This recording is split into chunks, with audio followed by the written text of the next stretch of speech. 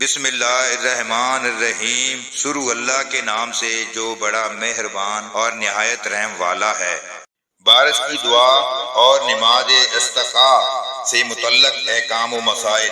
حدیث نمبر 1005۔ حضرت عبادہ بن تمیم رحمۃ اللہ اپنے چچا سے روایت کرتے ہیں، انہوں نے فرمایا نبی صلی اللہ علیہ وآلہ وسلم بارش کی دعا کے لیے باہر تشریف لے گئے اور وہاں جا کر اپنی چادر کو پلٹا۔ حدیث نمبر 1006۔ حضرت ابو ہریرہ رضی اللہ عنہ سے روایت ہے کہ نبی صلی اللہ علیہ وآلہ وسلم جب آخری رکعت کے رکوع سے اپنا سر اٹھاتے تو دعا کرتے، اللہ عیاش بن ابی ربیعہ کو نجات دے، اللہ سلمہ بن حسام کو نجات دے، اللہ ولید بن ولید کو نجات دے، اے اللہ بے بس اور ناتوا اہل ایمان کو نجات دے، اے اللہ قبلہ مظہر پر اپنی گرفت سخت فرما، اللہ ان پر ایسی قحط سالی ڈال جیسی حضرت یوسف علیہ السلام کے زمانے میں تھی۔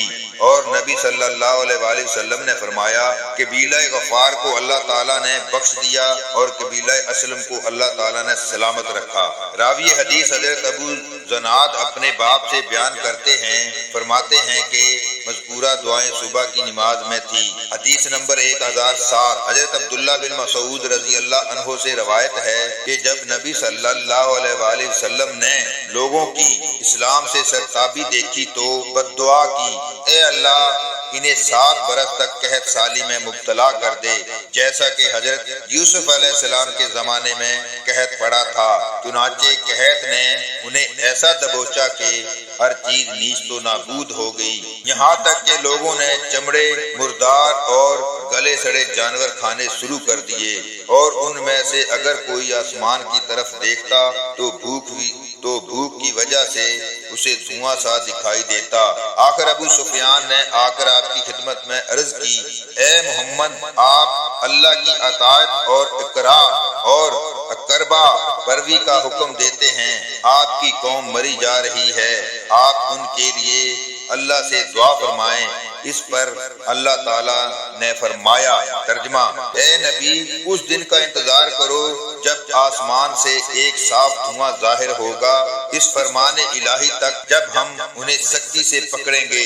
حضرت عبداللہ بن مسعود رضی اللہ عنہ کہتے ہیں البستسا یعنی سخت پکڑ بدر کے دن ہوئی۔ قرآن مجید میں جس دھوئیں پکڑ اور قید کا ذکر ہے اسی طرح آیت روم کا مصداق سب واقعہ ہو چکے ہیں۔ حدیث نمبر 1008۔ عبداللہ بن دینار رحمت اللہ سے روایت ہے کہ حضرت عبداللہ بن عمر رضی اللہ عنہ اکثر جناب ابو طالب کا شعر پڑھا کرتے تھے، وہ گورے مکھڑے والا جس کے رخ زیبا کے واسطے سے ابر رحمت کی دعائیں مانگی جاتی ہیں، وہ یتیموں کا سہارا، بیواؤں اور مسکینوں کا سرپرست ہے۔ حدیث نمبر 1009۔ حضرت عبداللہ بن عمر رضی اللہ عنہ ہی سے روایت ہے، انہوں نے فرمایا کہ جب میں نبی صلی اللہ علیہ وآلہ وسلم کے چہرہ انور کو دعائے استسقاء کرتے وقت دیکھتا ہوں تو اکثر مجھے شاعر ابو طالب کا شعر یاد آ جاتا ہے، آپ ممبر سے نہ اتر پاتے تھے کہ تمام پر نالے تیزی سے بہنے لگتے۔ وہ شعر یہ ہے، وہ گورے مکھڑے والا جس کے رخ زیبا کے واسطے سے ابر رحمت کی دعائیں مانگی جاتی ہیں، وہ یتیموں کا سہارا، بیواؤں اور مسکینوں کا سرپرست ہے۔ حدیث نمبر 1010۔ حضرت انس رضی اللہ عنہ سے روایت ہے کہ حضرت عمر رضی اللہ عنہ کی یہ عادت تھی کہ جب لوگ قحط سالی میں مبتلا ہوتے تو حضرت عباس بن عبد المطلب رضی اللہ عنہ سے دعائے استسقاء کی اپیل کرتے اور اللہ کے حضور یوں دعا کرتے، اے اللہ پہلے ہم اپنے نبی صلی اللہ علیہ وآلہ وسلم سے دعائے استسقاء کی اپیل کیا کرتے تھے تو ان کی دعا کے نتیجے میں تو بارش برسا دیتا تھا، اب ہم تیرے نبی صلی اللہ علیہ وآلہ وسلم کے چچا کی دعا کے ذریعے سے بارش کی التجا کرتے ہیں تو اب بھی رحم فرما کر بارش برسا دے۔ راوی کہتا ہے کہ پھر بارش برسنے لگتی تھی۔ حدیث نمبر 1011۔ حضرت عبداللہ بن زید رضی اللہ عنہ سے روایت ہے، نبی صلی اللہ علیہ وآلہ وسلم نے بارش کے لیے دعا کی اور اپنی چادر الٹا دی۔ حدیث نمبر 1012۔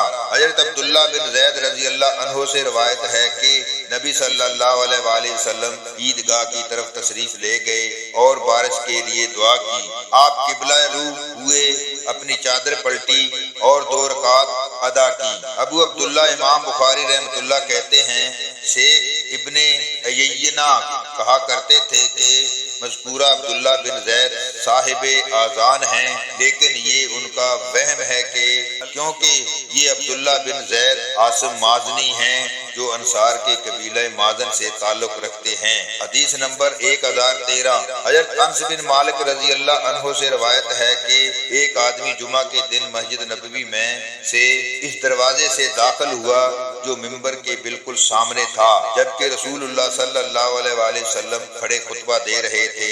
وہ رسول اللہ صلی اللہ علیہ وآلہ وسلم کے سامنے کھڑا ہو کر عرض کرنے لگا، اللہ کے رسول، مال مویشی ہلاک ہو گئے ہیں اور راستے ٹوٹ پھوٹ گئے ہیں، آپ اللہ سے دعا کریں کہ اللہ ہم پر بارش برسائے۔ رسول اللہ صلی اللہ علیہ وآلہ وسلم نے ہاتھ اٹھا کر یوں دعا فرمائی، اے اللہ ہمیں باران رحمت عطا فرما۔ حضرت انس رضی اللہ عنہ بیان کرتے ہیں کہ اللہ کی قسم ہمیں دور دور تک آسمان پر کوئی چھوٹا یا بڑا بادل کا ٹکڑا نظر نہیں آ رہا تھا، اور نہ ہمارے اور سلا پہاڑ کے درمیان کوئی گھر یا حویلی ہی حائل تھی کہ ہم بادلوں کو نہ دیکھ سکتے ہوں۔ اچانک سلا پہاڑ کے پیچھے سے ڈھال کی طرح ایک بادل نمودار ہوا، جب وہ آسمان کے وسط میں آیا تو ادھر ادھر پھیل گیا، پھر وہ برسنے لگا۔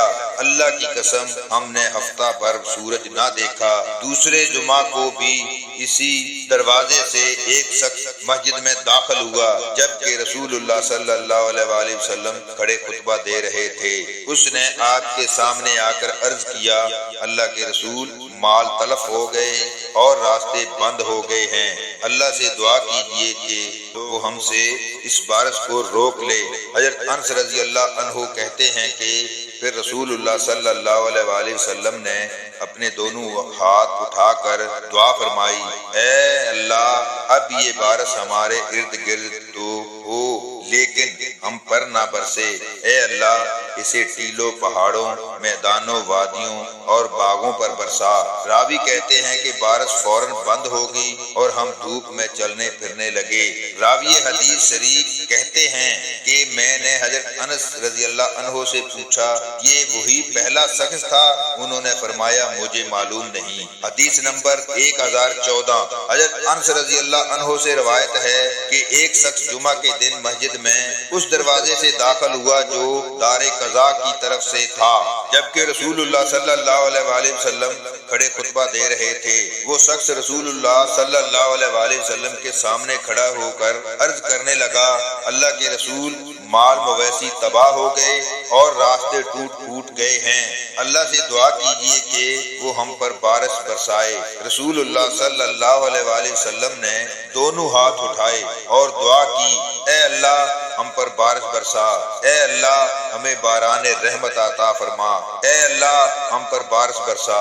حضرت انس کہتے ہیں اللہ کی قسم ہمیں دور دور تک کوئی بادل کا چھوٹا یا بڑا ٹکڑا نظر نہیں آ رہا تھا، اور نہ ہمارے اور سلا پہاڑ کے درمیان کوئی گھر یا حویلی ہی حائل تھی۔ اچانک سلا پہاڑ کے پیچھے سے ڈھال کی طرح ایک چھوٹا سا بادل نمودار ہوا، جبکہ وہ آسمان کے درمیان آیا تو پھیل گیا، پھر برسنے لگا۔ اللہ کی قسم ہم نے ہفتہ بھر سورج نہ دیکھا۔ پھر اگلے جمعے ایک شخص اس دروازے سے داخل ہوا، جبکہ رسول اللہ صلی اللہ علیہ وآلہ وسلم کھڑے خطبہ دے رہے تھے۔ وہ آپ کے سامنے کھڑا ہو کر عرض کرنے لگا، اللہ کے رسول، مال مویشی ہلاک ہو گئے اور راستے ٹوٹ پھوٹ گئے، اللہ سے دعا کیجیے کہ وہ ہم سے بارش روک لے۔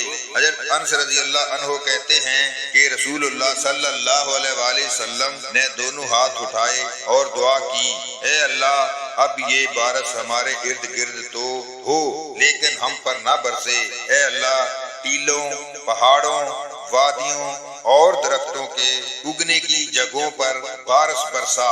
حضرت انس فرماتے ہیں کہ بارش رک گئی اور ہم دھوپ میں چلنے لگے۔